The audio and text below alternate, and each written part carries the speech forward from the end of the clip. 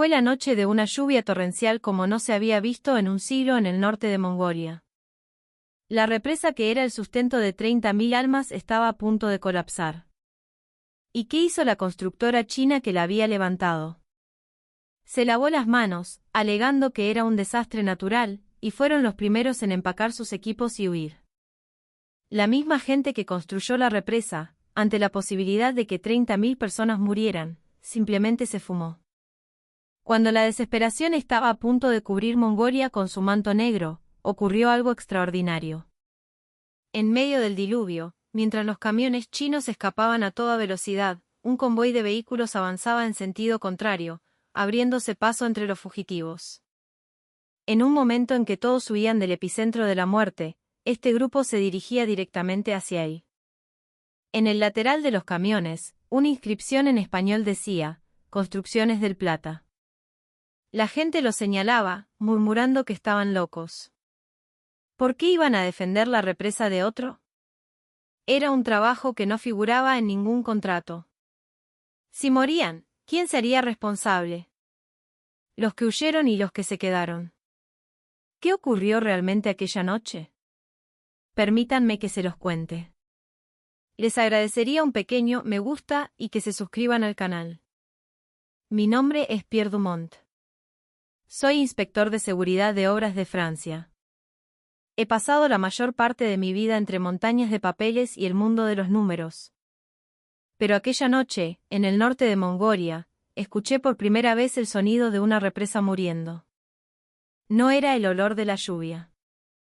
Era el hedor de la tierra pudriéndose, un aroma agudo y premonitorio que anunciaba que algo en las profundidades estaba cediendo.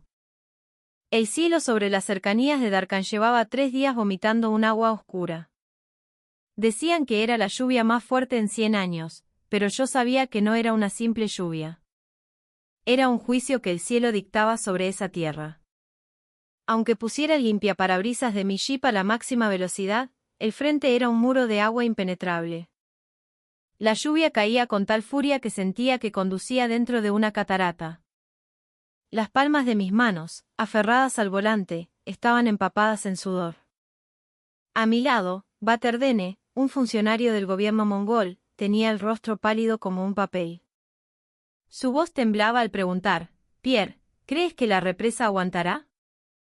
Los de la constructora china juraron que era absolutamente segura. Evité su mirada y miré por la ventanilla. El agua barrosa ya se había tragado la ruta, el asfalto era invisible, reemplazado por una corriente marrón y furiosa. Nos dirigíamos a la represa de Kurd. Un proyecto adjudicado 3 años atrás a una empresa estatal china que presentó la oferta más baja. Recuerdo haber oído que una empresa argentina también había participado en la licitación internacional, pero los chinos ofrecieron un precio un 30% inferior. Para el gobierno mongol, era una oferta imposible de rechazar. Aún tengo grabada en la memoria la ceremonia de inauguración. Fuegos artificiales deslumbrantes pintaban el cielo nocturno mientras el representante chino, de pie en el estrado, proclamaba la amistad eterna entre Mongolia y China. En medio de los aplausos atronadores, yo fui incapaz de sonreír. En mis manos apretaba un informe secreto. Un documento que detallaba cómo habían reducido a la mitad el periodo de curado del hormigón. Normalmente, el hormigón de una represa necesita un mínimo de 28 días para curarse y alcanzar su máxima resistencia. Los chinos, sin embargo, habían avanzado a la siguiente fase en apenas 14 días. ¿La razón? Acortar los plazos y ahorrar costos. Para ellos, solo importaban los números. Presenté ese informe a mis superiores, pero la respuesta fue fría y burocrática, el contrato ya está cerrado. Hay cuestiones políticas involucradas. Por eso yo sabía la fragilidad que se escondía detrás de aquellos fuegos artificiales. Sabía que algún día llegaría el momento de pagar el precio. Lo que nunca imaginé es que ese día sería esa misma noche. Cuando llegamos al lugar, la represa gemía como una bestia herida. No era el ruido de la maquinaria, era el lamento de una criatura viva en agonía. Las compuertas estaban abiertas al máximo, pero eran incapaces de manejar el volumen de agua que se precipitaba. El nivel del embalse había superado hacía rato la línea de alerta y se encontraba en la zona de peligro. A pesar de todo esto, la oficina de obra estaba sumida en un silencio sepulcral. Solo la luz de emergencia parpadeaba inútil en la penumbra. No había ni un alma. Era inconcebible que no hubiera personal de control en medio de semejante emergencia. Con un mal presentimiento, salté del jeep. La lluvia me golpeaba la cara con la fuerza de un látigo, dificultando hasta la respiración. Corrí hacia el contenedor que servía de oficina al director de obra chino. La puerta estaba cerrada, así que la derribé de una patada. El interior estaba vacío. Sobre un escritorio, una taza de té a medio beber y papeles desparramados. La radio, apagada. Los módulos de seguridad que deberían haber estado en la pared habían desaparecido. Abrí un cajón y comprobé que hasta los efectos personales habían sido retirados. Fue entonces cuando lo comprendí. Habían huido. Los mismos que construyeron la represa habían sido los primeros en escapar antes de que se viniera abajo. Baterdene entró corriendo al contenedor, gritando, «¡Se rajaron! ¡Se rajaron todos esos guachos!». Me pasé una mano por la cara empapada. Aunque me lo esperaba, la realidad superaba cualquier previsión. Había supuesto que tendrían un mínimo de conciencia, un sentido básico de la responsabilidad. Miré hacia abajo, hacia el pueblo que yacía bajo la represa. En la oscuridad total, se veían luces tenues y dispersas. Era un pueblo de 30.000 habitantes. Ancianos, niños, bebés. Gente que en ese mismo instante dormía plácidamente. Si esa masa de agua se desataba, el pueblo sería borrado del mapa. 30 minutos, una hora como máximo. En ese lapso, el monstruo líquido los devoraría. Era un asesinato anunciado. Y los asesinos ya se habían dado a la fuga. Sentí que las rodillas se me doblaban por la impotencia. ¿Qué podía hacer yo? Un inspector que solo había visto papeles en su vida, un hombre incapaz de manejar siquiera una pala mecánica. Fue en ese preciso instante que un rugido de motores pesados atravesó el estruendo de la lluvia. Al principio pensé que era un trueno, pero no. Era, sin duda, el sonido de camiones de gran porte. Y no era uno, sino varios. Miré hacia la dirección del ruido y vi luces de faros que se acercaban en la oscuridad, avanzando directamente hacia la represa. No podía creer lo que veían mis ojos. ¿Vehículos dirigiéndose hacia la represa en medio de este diluvio? Era un acto que desafiaba toda lógica. En ese mismo momento, miles de personas debían estar pisando el acelerador a fondo para alejarse de allí lo más posible. Sin embargo, la fila de faros se acercaba cada vez más. No era un camión. Eran 2, 3, 4. Camiones pesados que llegaban uno tras otro. Detrás de ellos, incluso un tráiler que transportaba una excavadora. Baterdene me agarró del brazo. Pierre, ¿qué es eso? ¿Será el equipo chino que regresa? Su voz era un susurro cargado de ansiedad. No lo sé, respondí, aunque en el fondo de mi corazón sabía que era imposible. El equipo chino no volvería. Se habían llevado absolutamente todo. Si habían dejado vehículos atrás en su apurada retirada, había sido por error, no porque tuvieran la intención de regresar. Los camiones se detuvieron en la entrada de la obra. La lluvia, al chocar contra los faros, se convertía en una cortina blanca y brillante. Entre esos destellos, pude distinguir las letras en español pintadas en el lateral de un camión, Construcciones del Plata. Me quedé mirando esas palabras, perplejo. ¿Argentinos? ¿Qué hacían argentinos en este rincón perdido del norte de Mongolia? Fue entonces cuando recordé. Había un equipo que se encargaba de las obras de acceso a la represa. Mientras los chinos construían la estructura principal, ellos, en silencio, pavimentaban las rutas. Eran demasiado pequeños para ser el contratista principal, y su presencia era demasiado discreta para ser considerados meros subcontratistas. Me había cruzado con ellos un par de veces durante mis inspecciones, pero apenas habíamos intercambiado palabras. Y ahora, eran ellos los que llegaban. A un lugar que no era su obra, a una represa ajena que estaba a punto de desmoronarse. La puerta de un camión se abrió y un hombre saltó a tierra. Tendría unos 50 años. Era corpulento, pero lo que más impactaba era su mirada. Más que aguda, transmitía una fuerza interior inquebrantable. Eran los ojos de un hombre forjado en el campo de batalla del laburo. Su ropa de trabajo ya estaba cubierta de barro, una señal de que venía de otra faena. Seguramente su propia obra también estaba sufriendo los estragos de la lluvia. Y aún así, había venido hasta aquí. El hombre ni siquiera nos miró. Caminó directamente hacia la represa, verificó el nivel del agua y apuntó con una linterna hacia las grietas. Sus movimientos eran tan naturales que parecía llevar décadas haciendo exactamente eso. En su mano apretaba algo. Una llave inglesa. Estaba vieja, pero bien engrasada. El mango, gastado por el uso, dejaba ver la veta de la madera. A simple vista se notaba el tiempo que llevaba usando esa herramienta. Por alguna razón, no podía apartar la vista de esa llave. Pertenecía a alguien que cuidaba sus herramientas, un artesano que amaba su oficio. Me acerqué a él. Disculpe, ¿quién es usted? El hombre me lanzó una mirada fugaz. Santiago. Vengo de Argentina. ¿Y vos? Soy Pierre Dumont, inspector internacional de seguridad de obras, de Francia. Inspector, dijo, y soltó una risa seca. Las inspecciones para después, che. Ahora, mejor agarra una pala. Me quedé atónito. ¿Acaso no entendía la situación? Mire, la represa va a colapsar en menos de media hora. El equipo chino huyó. Ustedes también deberían evacuar de inmediato. Santiago ignoró mis palabras y sacó una radio. Del otro lado, se escuchó la voz de un hombre más joven. Jefe, hay 3 fisuras. La del centro es la más grande, está largando agua como una fuente. La probabilidad de que se venga abajo es de más del 90%.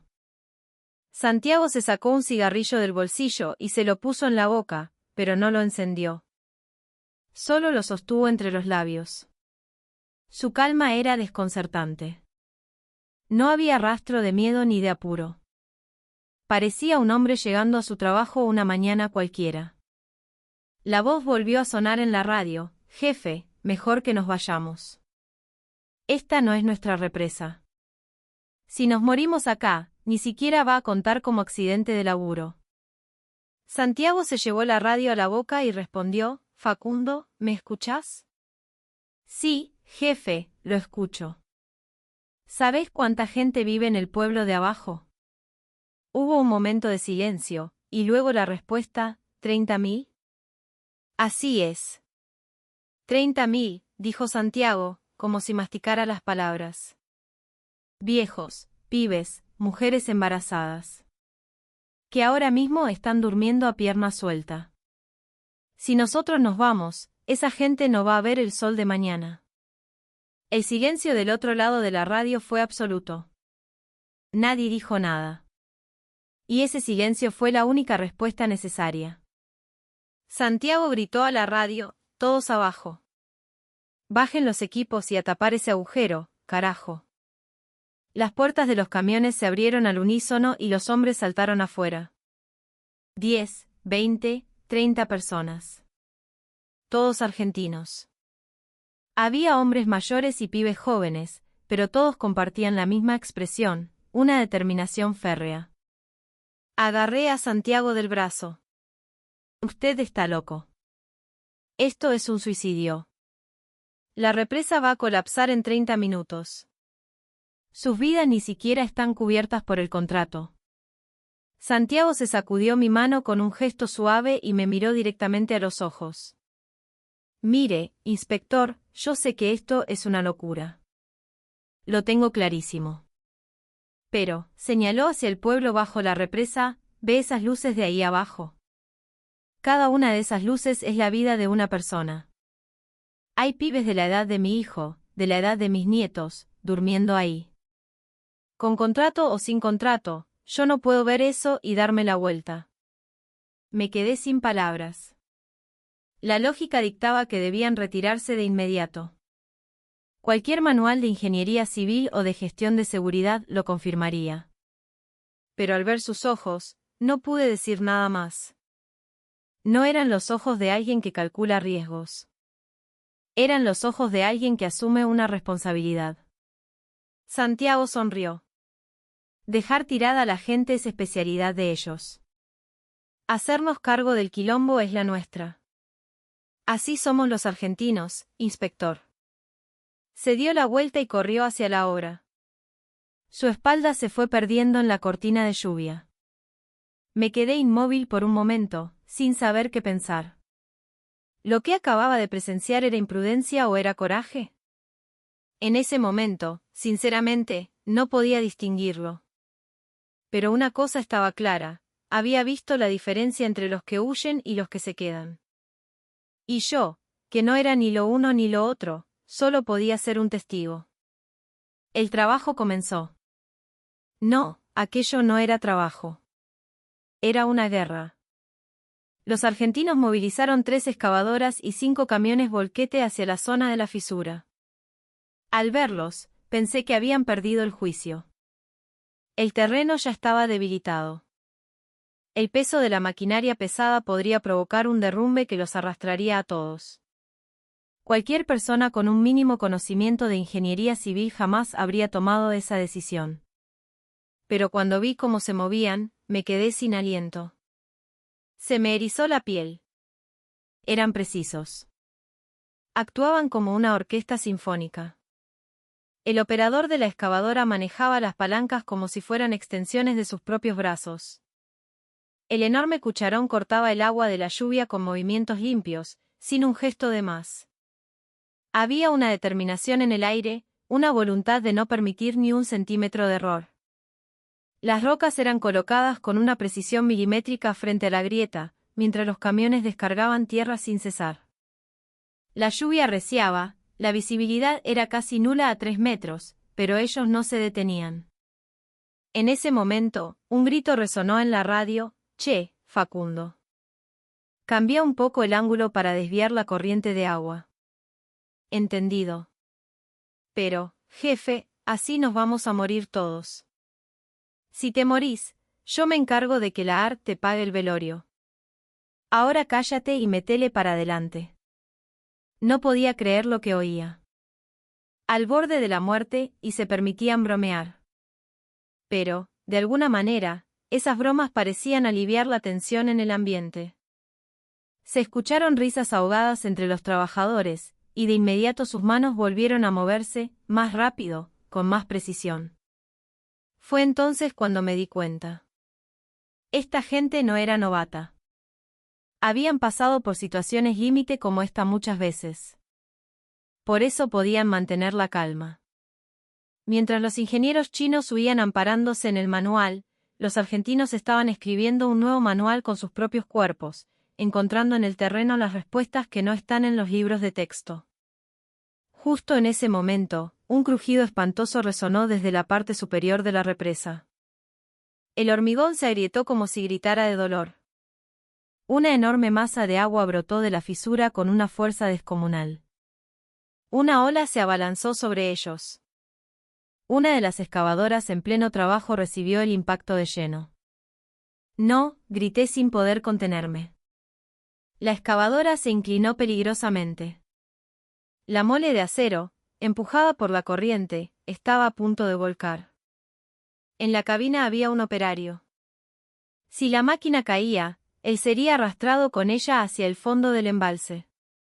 Sus posibilidades de sobrevivir eran prácticamente nulas. Pero al instante siguiente, presencié una escena increíble. La otra excavadora, que estaba a su lado, extendió rápidamente su brazo y sujetó a su compañera por el costado. El choque del acero contra el acero retumbó como un trueno. Las dos máquinas, trabadas la una con la otra, resistían con todas sus fuerzas. La corriente las golpeaba con una furia demencial, pero las excavadoras no cedieron. Una voz gritó por la radio: «Aguantá, guacho. Aguantá como sea». Estoy aguantando. Pero no va a durar mucho. 30 segundos. Dame 30 segundos más. La tercera excavadora entró en acción. Avanzó a toda velocidad desde atrás y empujó una roca gigantesca frente a la corriente. El flujo de agua cambió de dirección y la fuerza de la ola disminuyó. La excavadora que se inclinaba recuperó finalmente el equilibrio. Al ver esa escena, no pude evitar que se me llenaran los ojos de lágrimas. Aquello no eran máquinas. Eran hombres. 3 excavadoras moviéndose como un solo ser vivo. Si uno estaba en peligro, otro acudía inmediatamente a apoyarlo, y un tercero eliminaba la amenaza. No había órdenes de por medio, era un movimiento instintivo, grabado a fuego en sus cuerpos. Bajo la luz fría de la emergencia, sentí un sudor frío recorrer mi espalda. Lo comprendí con una claridad absoluta. No eran simples trabajadores. Eran soldados. Soldados de verdad, de los que nunca abandonan a un compañero. Entré en la carpa de mando, buscando un respiro de la lluvia. Mi cuerpo temblaba. No sabía si era por el frío o por el miedo. En ese momento, sonó el teléfono satelital. La pantalla mostraba un número de la sede central china. Tomé el teléfono como si me fuera la vida en ello. ¿Dónde están? La represa está a punto de colapsar. La voz que escuché al otro lado era exasperantemente tranquila. Esa calma me produjo una rabia helada. Señor Dumont, es un desastre natural. Según los términos de nuestro contrato, en caso de fuerza mayor, tenemos el derecho de evacuar el lugar. Habla de derechos cuando 30.000 personas pueden morir. La voz se mantuvo imperturbable. Legalmente, no hay ningún problema. Además, el equipo argentino está allí, ¿no es así? Son ellos los imprudentes. Si ocurre un accidente, será enteramente su responsabilidad. El teléfono se cortó. Lancé el auricular con furia. Mis manos temblaban de rabia. Su lógica era impecable. Beneficios y responsabilidad legal. Si uno sacaba la calculadora, huir era la respuesta correcta. Si la represa colapsaba, se archivaría como un desastre natural. Se cobraría el seguro, se emitiría una declaración de pesar protocolaria y se pasaría a la siguiente licitación. Fin de la historia. Salí de la carpa. Santiago, bajo la lluvia, observaba fijamente la grieta en la represa. ¿Qué dijeron los chinos?, me preguntó. Que nos rajemos. Que si ustedes se mueren, no es su responsabilidad. Santiago escupió al suelo y se apretó los guantes mojados. Responsabilidad. Linda palabra. Pero mira, inspector, la única responsabilidad que yo conozco es que si nos vamos de acá, la gente de ese pueblo no ve el sol mañana. Los cálculos los podemos hacer después, en el cielo, con San Pedro y un buen tinto. En sus ojos no había ni una pizca de duda. No había lugar para la lógica del capital. En su interior, arraigado profundamente, había un concepto antiguo, casi olvidado en estos tiempos: el honor. Fue entonces cuando me di cuenta de que en este mundo hay 2 tipos de personas, los que usan la calculadora y los que se golpean el pecho. A las 3 de la mañana, la situación empeoró drásticamente. La roca que contenía el flujo de agua fue arrastrada, y el agujero en el centro de la represa se hizo cada vez más grande. El sonido del hormigón rompiéndose era constante, como el grito de una persona. No, era la represa misma la que gritaba. Una voz agitada llegó por la radio: con los equipos no se puede. No podemos acercarnos más. La maquinaria había llegado a su límite. Un paso más y el terreno cedería, tragándose a las máquinas y a sus operadores. Santiago se ajustó el casco y habló por la radio: ahora entran la segunda y la tercera cuadrilla. Agarren las bolsas de arena y vamos directo al lugar. Jefe, la corriente es demasiado fuerte. Nos va a llevar puestos. Átense con sogas entre ustedes. Hagan una cadena humana. Corrí hacia Santiago. Quería detenerlo. Esto ya no era imprudencia, era un suicidio. Pero mis palabras se perdieron en el rugido de sus hombres, que gritaban al unísono, «¡Vamos! Dale, carajo!». Los trabajadores argentinos, atados unos a otros con sogas, cargando bolsas de arena de 40 kilos, subieron a la cima de la represa. La corriente furiosa les golpeaba las piernas. Si uno tropezaba, el de al lado lo agarraba del cuello de la camisa y lo levantaba. Se adentraron en la herida abierta de la estructura. El agua fría y fangosa le llegaba al pecho. Parecía una escena de película. Podía escuchar el castañeteo de sus dientes desde donde estaba. Pero ninguno retrocedió. Apilaron las bolsas de arena. 1, 2, 3. Sin descanso. El hueco dejado por el muro de hormigón chino lo estaban llenando los cuerpos y los huesos de los argentinos. Ni siquiera pude tomar mi cámara. Sabía que debía documentar esa escena, pero mis manos no respondían. Era una imagen demasiado cruda para verla a través de un visor. No eran trabajadores movidos por un salario. Eran guerreros luchando para salvar la vida de otros. Al amanecer, justo cuando la lluvia comenzaba a amainar, ocurrió el milagro. El flujo de agua se detuvo. O, para ser más precisos, las miles de bolsas de arena que habían apilado finalmente contuvieron la corriente. El agua que se filtraba por las rendijas se redujo a un hilo fino. El gemido de la represa también cesó. Era como si la bestia herida finalmente pudiera recuperar el aliento. Alguien gritó, paró. ¿Se detuvo? La voz se extendió como una onda. Al principio, todos se miraron con incredulidad. Luego, un hombre cayó de rodillas. Y como si fuera una señal, los trabajadores, cubiertos de barro, comenzaron a desplomarse en el suelo. Uno miraba al cielo y reía. Otro buscaba un cigarrillo en su bolsillo. Al no poder encenderlo, se frustraba, pero terminaba riendo con el cigarrillo mojado en la boca. Algunos se apoyaban en el hombro del compañero y cerraban los ojos. Estaban al límite de sus fuerzas. Pero todos estaban vivos. Busqué a Santiago. Estaba apoyado en una barandilla, jadeando. Su cara estaba cubierta de barro. Solo el contorno de sus ojos permanecía blanco, probablemente por el sudor. De su muñeca derecha manaba sangre. Ni él mismo parecía haberse dado cuenta de cuando se había herido. Me acerqué a él. Tenía tantas cosas que decirle. Gracias. Increíble. ¿Cómo lo lograron? Pero ninguna palabra salió de mi boca. Tenía un nudo en la garganta. Santiago me miró y, en su rostro embarrado, mostró una sonrisa blanca y serena. Y dijo una sola frase, ¿viste, Franchute? El aguante argentino no se quiebra así nomás. Era una expresión de obra, una frase del oficio. Y ante esas palabras, no pude evitar que una risa brotara desde mi interior. Una mezcla de risa y llanto que me subió por la garganta y me hizo arder los ojos.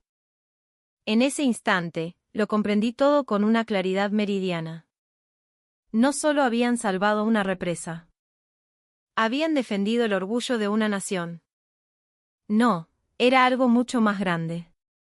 La China que huyó construyó una represa, pero perdió la confianza. La Argentina que se quedó defendió la represa y forjó una leyenda. Con mi mano mojada, le hice un saludo militar. No era una broma ni una burla. Fue el saludo más serio de toda mi vida. Yo, un francés, saludando a un capataz de obra argentino. Pero en ese momento, era la única forma que tenía de expresarme. Santiago asintió, un poco avergonzado, y dijo, bueno, che, si acepto eso me vas a tener que invitar algo, ¿no? Un vino. Un vino argentino. Yo invito para toda la vida. Amaneció. La lluvia había cesado como por arte de magia. De pie sobre la represa, miré hacia abajo. Vi el pueblo. Columnas de humo se elevaban de las chimeneas. El humo del desayuno. Vi a los niños correr y jugar. Escuché el ladrido de un perro. Era una mañana cualquiera. Y para proteger esa normalidad, para preservar esa mañana cualquiera, se había librado una batalla feroz la noche anterior. La gente del pueblo nunca lo sabría. Simplemente recordarían que se despertaron y la lluvia había parado. Y estaba bien que así fuera. Los héroes a menudo son olvidados. Lo importante es el hecho de que todos estaban vivos. Observé al equipo argentino mientras limpiaban el lugar. Debían estar agotados. No habían dormido en toda la noche. Pero, extrañamente, nadie descansaba. Todos estaban guardando los equipos, limpiando el barro pegado a los cucharones de las excavadoras, raspando el lodo de los neumáticos de los camiones. De repente, recordé la llave inglesa de Santiago. La que sostenía en su mano cuando lo conocí. Vieja, gastada, pero perfectamente engrasada. Y finalmente lo entendí. Eran personas que amaban sus herramientas. Amaban su trabajo y amaban las cosas que construían con sus propias manos. Por eso, huir nunca fue una opción. Por otro lado, el campamento chino era un desastre. Papeles arrastrados por el viento, tazas volcadas, cascos abandonados. Las huellas de una huida precipitada estaban por todas partes. Para ellos, esta represa era solo un medio para ganar dinero. Un objeto desechable que podían abandonar en cualquier momento si no era rentable o si se volvía peligroso. Pero para los argentinos, la represa era su obra, su promesa. Batardene se acercó a Santiago. Con lágrimas en los ojos, le tomó las manos. Gracias. De verdad, muchas gracias. Nunca olvidaremos esta deuda. Santiago, con su habitual brusquedad, se soltó. Déjate de joder con las gracias y prepara unos mates, che, que tengo la garganta seca. Batardene se fue corriendo con una expresión de desconcierto. No pude evitar reír. El hombre que acababa de salvar 30.000 vidas solo pedía un mate caliente. Así eran ellos. No necesitaban grandes palabras, solo un mate para el almuerzo. Esa era su filosofía. En el avión de regreso al valle, la gran estepa mongola se extendía bajo nosotros. Un mar de verde infinito se veía a través de las nubes. En algún lugar de esa tierra, aquellos tercos argentinos estarían ahora construyendo otro camino, sudando bajo el sol. Abrí mi laptop y comencé a escribir mi informe. El título era simple: Informe de investigación de la emergencia en la represa de Kurd. La conclusión era evidente: construcción negligente por parte de la empresa china y abandono irresponsable del lugar. Incumplimiento de los tiempos de curado del hormigón, deserción en una situación de emergencia. Todas las pruebas lo señalaban. En mi informe, recomendé sanciones por violación de las normas internacionales de seguridad en la construcción. Pero cuando estaba a punto de terminar, me detuve. Sentía que algo faltaba. Este informe solo contenía números y reglamentos. La verdadera historia de aquella noche no estaba allí. Decidí añadir un párrafo final. Una frase que, como inspector, no debería permitirme escribir, una reflexión puramente subjetiva. La tecnología se puede comprar con dinero. China compró la tierra de Mongolia con su inmenso capital. Pero lo que resiste en los momentos de crisis no es el capital, sino el espíritu. Argentina no vino a vender tecnología, vino a mostrar su alma. Mis dedos no se detuvieron. Las palabras fluían sin control. Si alguna vez tuviera que construir una represa en mi patria, Francia, no dudaría en llamar a los argentinos. Porque son esa clase de locos que creen que si la represa se rompe, una parte de ellos también se rompe. Y son esos locos, precisamente, las personas más confiables de este mundo. Cerré la laptop. Por la ventanilla, vi que las nubes comenzaban a teñirse de dorado. El sol se ponía. Las palabras de Santiago resonaron en mi cabeza: dejar tirada a la gente es especialidad de ellos. Hacernos cargo del quilombo es la nuestra. No podía quitármelas de la cabeza. Y me hice una promesa: contaría esta historia al mundo. La historia de los gigantes de un pequeño país que brillaron en el lugar más peligroso. El mundo olvida rápidamente los nombres de los que huyen. Pero las historias de los que se quedan se recuerdan por mucho tiempo. Aquella noche, lo que sostuvo la represa de Mongolia no fue el hormigón frío. Fue el corazón ardiente de los argentinos. La tecnología se puede comprar con dinero. El cemento para construir edificios, las barras de acero que sostienen una represa. Todo se consigue con plata. Pero el sentido de la responsabilidad que te hace quedarte solo en una noche de barro y caos, cuando todos los demás huyen, eso es algo que el dinero jamás podrá comprar. Aquella noche, lo que sostuvo la represa de Mongolia a punto de colapsar no fue el hormigón frío, sino el corazón ardiente de los argentinos. Si hubieran usado la calculadora, la respuesta correcta era huir. Era la represa de otro, un trabajo que no figuraba en ningún contrato. Pero ellos no agarraron la calculadora, agarraron las palas.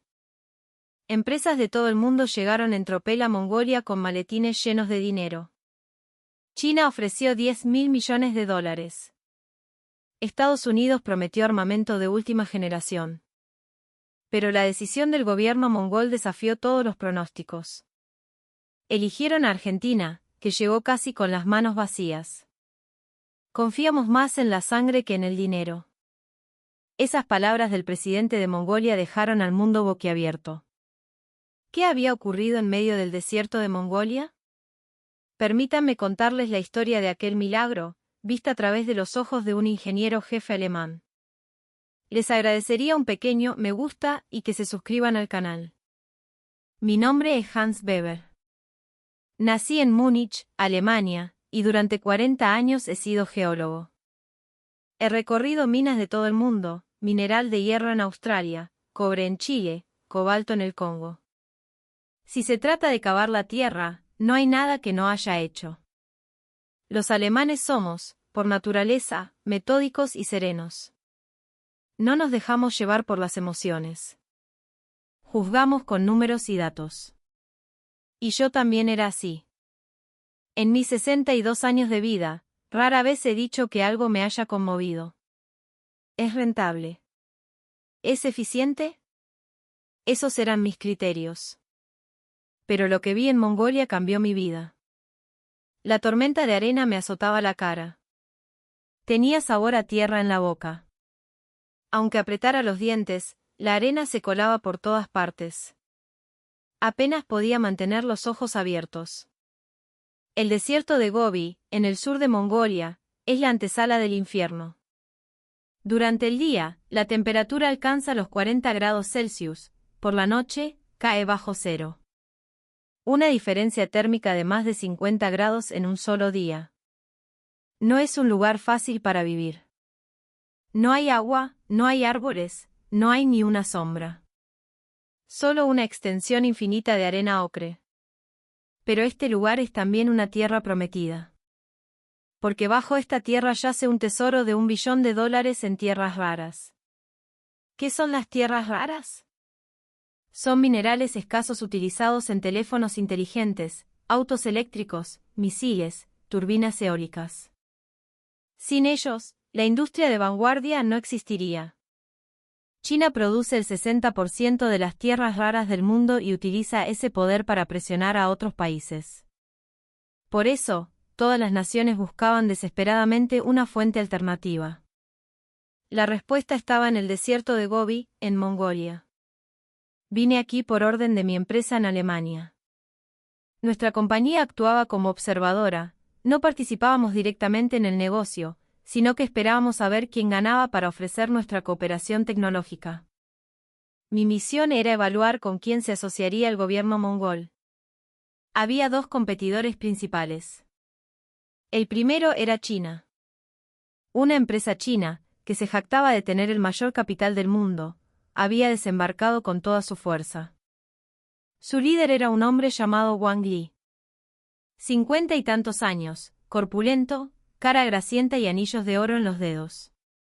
El arquetipo de un ejecutivo de empresa estatal china. Wang Li llegó en su helicóptero privado. La aeronave negra aterrizó levantando una nube de arena y en cuanto las hélices se detuvieron, la puerta se abrió y Wang Li descendió. Detrás de él, 6 asistentes vestidos con trajes oscuros.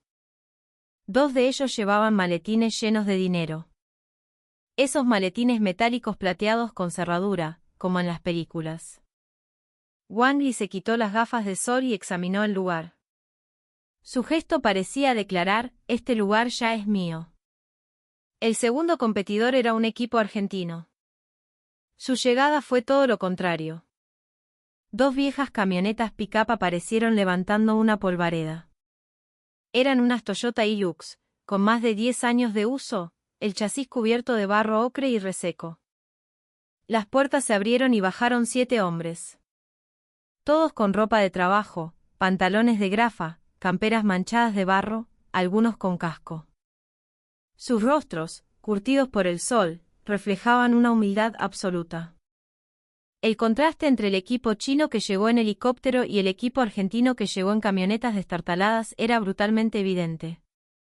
Una pérdida de tiempo, Hans, me dijo Wang Li, acercándose.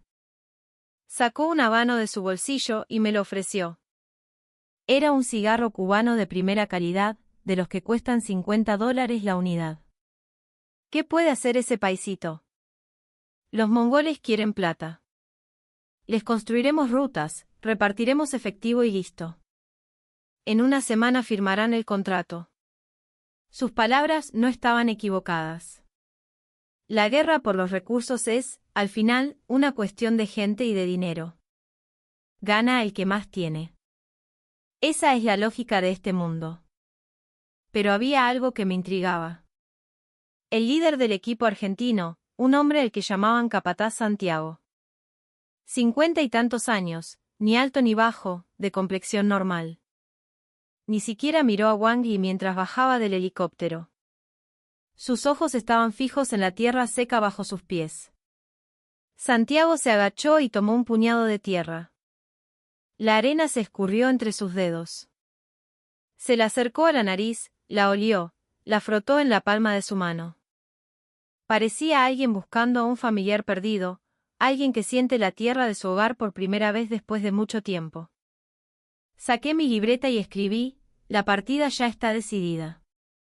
Victoria aplastante de China. Pero la mirada de los argentinos me inquietaba. Quizás no habían venido aquí a ganar dinero. Esa fue mi primera duda. Y sus manos, más curtidas que cualquier máquina, contaban otra historia. Se instaló el campamento base. El del equipo chino era de otra escala. 5 tráileres de gran tamaño llegaron y montaron carpas prefabricadas. Instalaron aire acondicionado, generadores. Dentro de las carpas, sofás de cuero y televisores de pantalla grande. Se organizaban banquetes.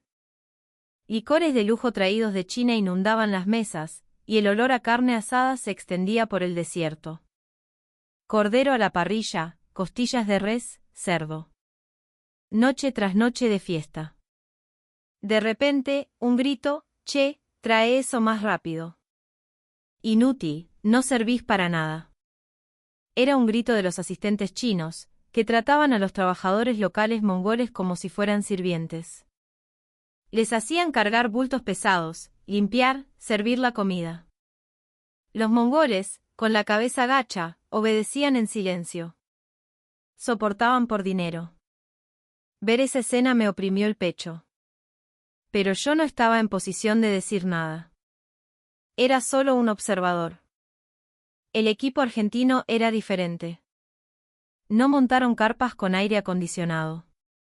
En su lugar, instalaron sus propias tiendas junto a los jers donde vivían los mongoles. ¿Qué es un jer? Es la vivienda tradicional de Mongolia, una especie de tienda circular. Los nómadas viven en estos jers mientras siguen a sus rebaños de ovejas. El equipo argentino instaló su campamento justo al lado de la aldea de los nómadas. Sin aire acondicionado ni sofás de cuero. Recibían las tormentas de arena con el cuerpo entero. La primera noche, Santiago se puso en acción. Apenas descargaron sus cosas, tomó una pesada caja de herramientas de metal y se dirigió a la casa del jefe de la aldea nómada. Me picó la curiosidad y lo seguí. Frente al ger del jefe, había un generador diésel averiado. Oxidado, con fugas de aceite. Llevaba mucho tiempo sin funcionar. El invierno en Mongolia es brutal. Las temperaturas caen a 40 grados bajo cero. Sin electricidad, no hay calefacción. Y sin calefacción, la gente simplemente muere de frío. Con ese generador roto, la familia del jefe no sobreviviría al invierno. Santiago, sin decir una palabra, se quitó la campera. Quedó en una camiseta de tirantes manchada de aceite, con la espalda empapada en sudor. Se arrodilló frente al generador y se puso a trabajar. Con una linterna en la boca, giraba la llave inglesa, desmontando las piezas. El jefe salió. Un anciano de unos 60 años, el rostro surcado de arrugas profundas, la cara de un hombre que ha vivido toda su vida a la intemperie. El jefe observaba a Santiago en silencio. Parecía querer decir algo, pero como no hablaban el mismo idioma, solo miraba. Pasó una hora. Santiago sacó una pieza de su caja de herramientas. Un filtro nuevo que, al parecer, había traído de Argentina. Llamó a un intérprete. Con esto, no debería pararse aunque le entre arena, le explicó. Sus palabras, transmitidas por el traductor, no eran elocuentes, pero estaban cargadas de sinceridad. Santiago había traído ese filtro a propósito. Lo había preparado antes de venir a Mongolia. Sabía que los generadores se averiaban fácilmente en el desierto y había traído las piezas necesarias. Había venido a negociar un contrato de tierras raras, pero también se había traído las piezas para reparar el generador de un nómada. Así era él. Pasaron 2 horas, y el generador arrancó con un rugido. Al principio, escupió humo negro, pero pronto el sonido del motor se estabilizó, rítmico y constante, resonando en la noche del desierto. El rostro curtido del jefe se relajó.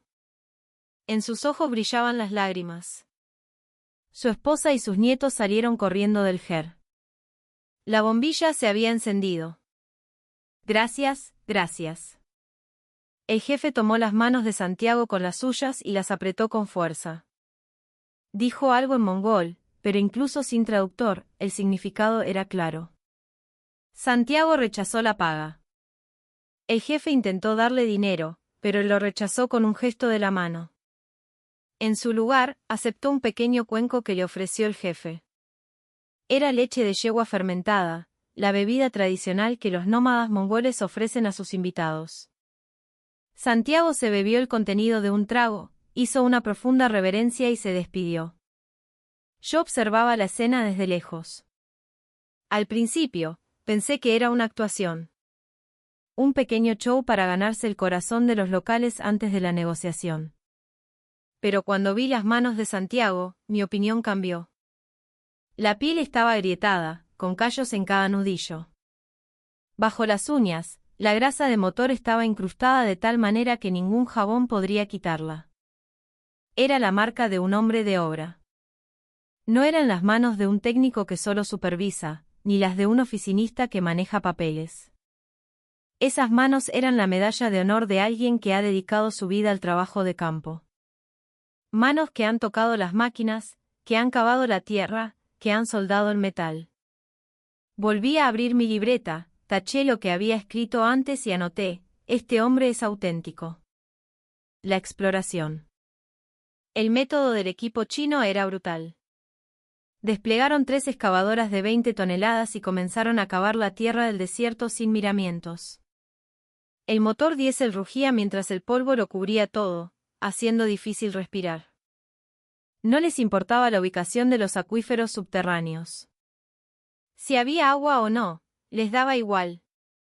Su único objetivo era extraer las tierras raras. Los nómadas mongoles observaban con ansiedad.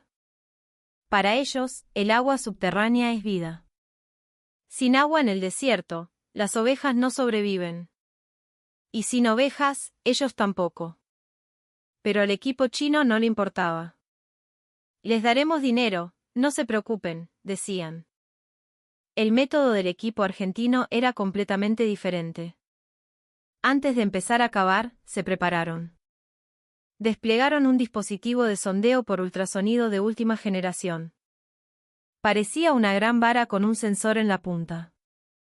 Un técnico argentino lo clavó en el suelo. Un sonido rítmico, pip, pip, comenzó a sonar. Enviaban ondas de sonido al subsuelo y analizaban las ondas que rebotaban. Como un murciélago que usa el sonido para orientarse. En la pantalla de un monitor, apareció una imagen tridimensional de la estructura geológica hasta 300 metros de profundidad, codificada por colores. Hans, vení un poco, me llamó Santiago. Me paré frente al monitor y lo vi claramente. La zona roja era la veta de tierras raras, enterrada en las profundidades. Y una línea azul indicaba el flujo de agua subterránea. Vamos a cavar aquí, dijo Santiago, señalando la zona roja. Con un margen de error de no más de 10 centímetros. Extraeremos el mineral sin tocar el acuífero. Negué con la cabeza. Imposible. Un error de 10 centímetros a 300 metros de profundidad. Teóricamente es posible, pero en la práctica es inviable. Santiago sonrió. Mirá y aprendé. La perforadora argentina entró en acción. No tenía nada que ver con las excavadoras de 20 toneladas chinas. Era mucho más pequeña, del tamaño de un camión, pero concentraba la tecnología más avanzada.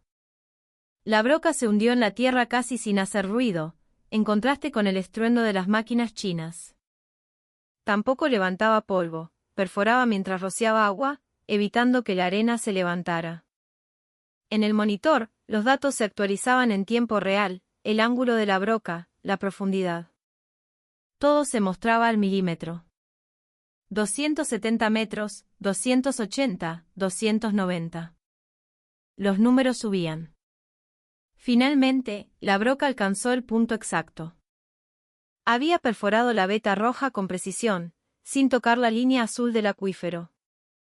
Contuve la respiración. Lo habían logrado. Habían extraído el mineral con un margen de error inferior a 10 centímetros. Era una precisión quirúrgica. Como ingeniero alemán, no tuve más remedio que admitirlo. Mientras China intentaba imponerse por la fuerza bruta, Argentina competía con la precisión. No era solo tecnología. Era un respeto por la tierra. No era una actitud de arrebatar los recursos, sino de recibirlos con gratitud.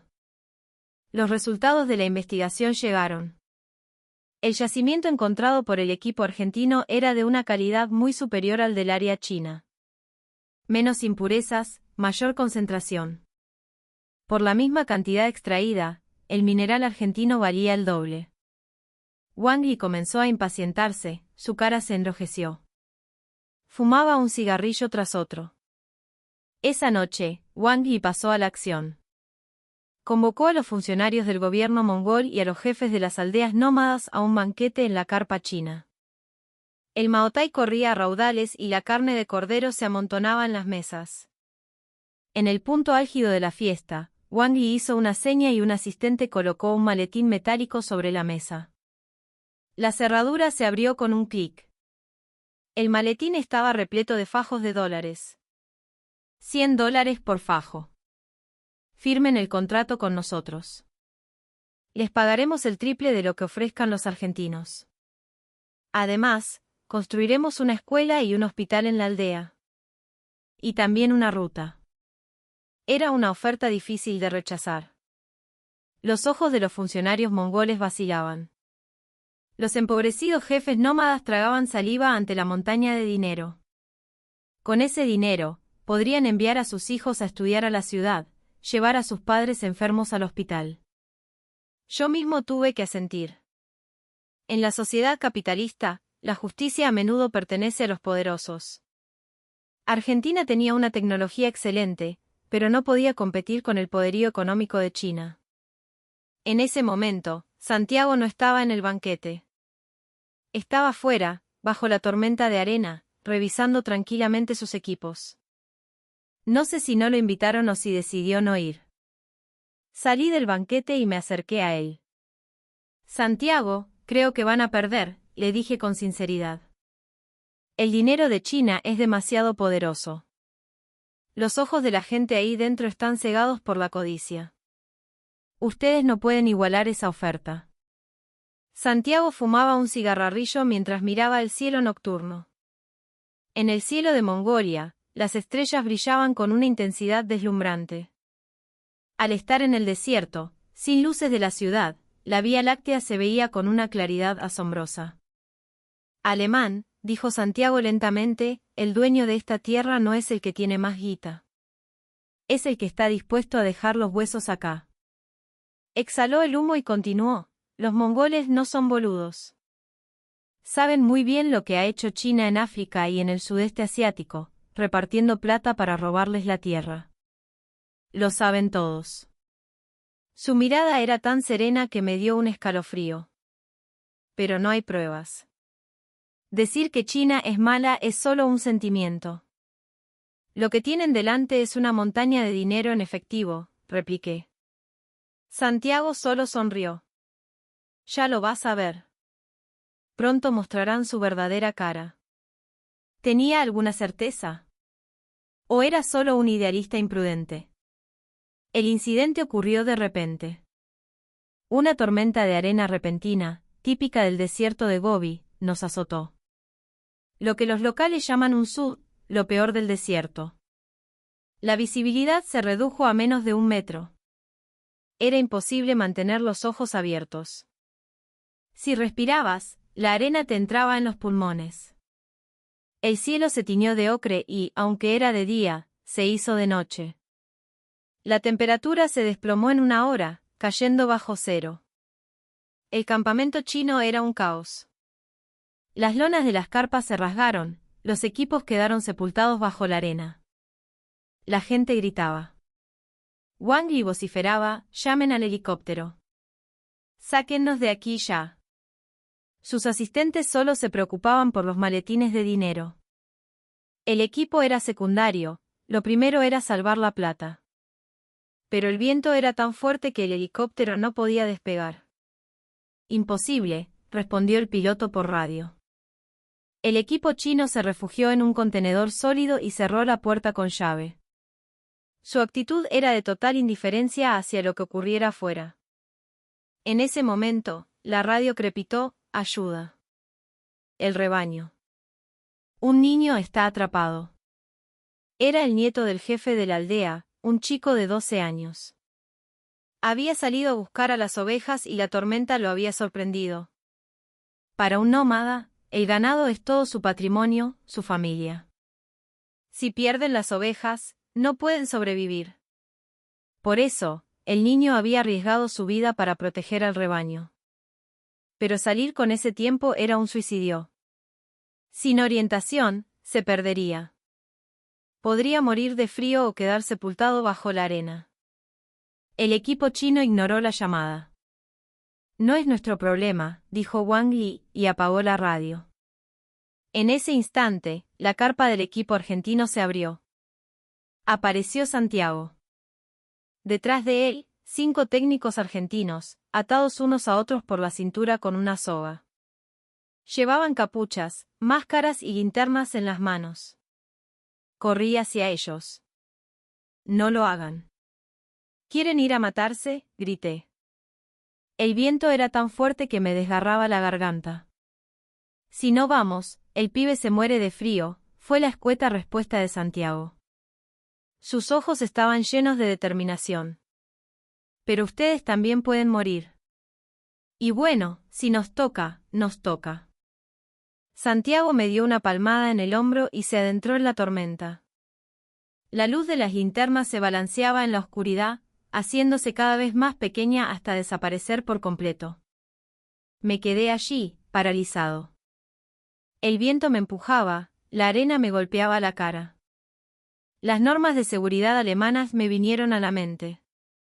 Las operaciones de rescate en estas condiciones están prohibidas. El riesgo de un segundo desastre es demasiado alto.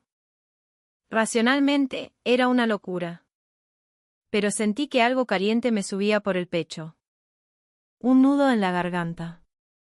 Al amanecer, la tormenta finalmente amainó. El cielo se despejó, las estrellas brillaban.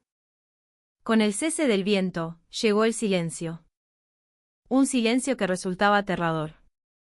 Salí de la carpa. La gente comenzó a salir también. Entonces, vi una luz a lo lejos. Era la luz de una linterna. Se balanceaba mientras se acercaba. 1, 2, 3. 6 linternas. El equipo argentino regresaba. Santiago llevaba al nieto del jefe en la espalda. El niño tenía los ojos cerrados, pero respiraba. Estaba vivo. Los otros técnicos llevaban corderos en brazos. Estaban al borde de la congelación, pero vivos. Todos temblaban, tratando de recuperar el aliento. Sus caras estaban hinchadas por el frío, la nariz y las mejillas enrojecidas. Tenían escarcha en las cejas. El jefe salió corriendo, descalzo. Abrazó a su nieto y rompió a llorar. Cayó de rodillas, miró al cielo y gritó en mongol. Incluso sin traductor, el significado era claro: gracias, gracias, gracias. El jefe intentó arrodillarse ante Santiago. Santiago lo levantó rápidamente y con su mano embarrada, le apretó la mano con fuerza. Somos hermanos, ¿no? Hicimos lo que había que hacer. El traductor transmitió sus palabras. La cara del jefe se arrugó y las lágrimas volvieron a brotar. En ese momento, la puerta del contenedor chino se abrió. Apareció Wang Li. Su aspecto era impecable, ni un pelo fuera de lugar. Había pasado toda la tormentaleza en la comodidad de su refugio. Sin entender la situación, gritó: «Che, a laburar. No hay tiempo que perder. ¿Qué hacen ahí parados como unos boludos?» El aire se congeló. La mirada del jefe cambió. En sus ojos ardía una llama de furia. La mirada de un anciano curtido por el viento se volvió afilada como un cuchillo. El jefe caminó hacia Wang Li y le escupió en la cara. Wang Li se quedó atónito. ¿Qué? ¿Qué te pasa? El jefe, lenta y claramente, dijo algo en mongol. El traductor, con voz temblorosa, tradujo: la plata se la pueden meter en el culo. Váyanse de nuestra tierra, ladrones. El jefe se dio la vuelta y levantó en alto la mano de Santiago. Esta gente compartió el pan y la tierra con nosotros. Le entregamos nuestra tierra a nuestros hermanos. No fue un contrato comercial. Fue una declaración de sangre. Me sentí invadido por una emoción que me hizo temblar. Fui testigo del momento en que $100 millones en efectivo se convertían en papel basura frente a la sinceridad de un corazón humano. El equipo chino se retiró. Wang Li, con la cara roja de ira, subió al helicóptero mientras maldecía. Sus asistentes, con los maletines de dinero, lo siguieron como si los estuvieran echando. Su partida fue patética. El equipo argentino fue seleccionado como el adjudicatario final. Los funcionarios del gobierno mongol firmaron los documentos, con los jefes de las aldeas como testigos. Santiago estrechó las manos con calma. No había euforia en su rostro. Solo la expresión de quien ha hecho lo que debía hacer. Antes de irme, volví a ver aquel generador. El diésel que Santiago había reparado el primer día. El generador funcionaba con energía, produciendo electricidad con su característico boom, boom. Pero a su lado, había algo nuevo. Un gran pozo de agua subterránea. El equipo argentino había utilizado su tecnología de perforación para construirlo. Con la misma precisión que usaron para buscar tierras raras, habían encontrado un acuífero. Agua pura y cristalina brotaba de la tierra. El agua de la vida, en medio del desierto. Los niños se bañaban y jugaban, sus risas resonaban en el aire. Las ovejas bebían. Las mujeres nómadas lavaban la ropa. Los técnicos argentinos